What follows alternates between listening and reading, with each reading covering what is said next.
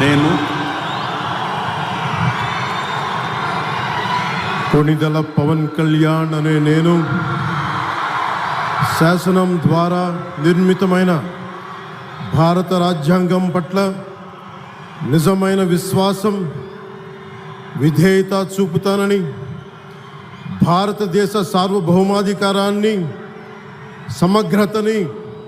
కాపాడుతానని,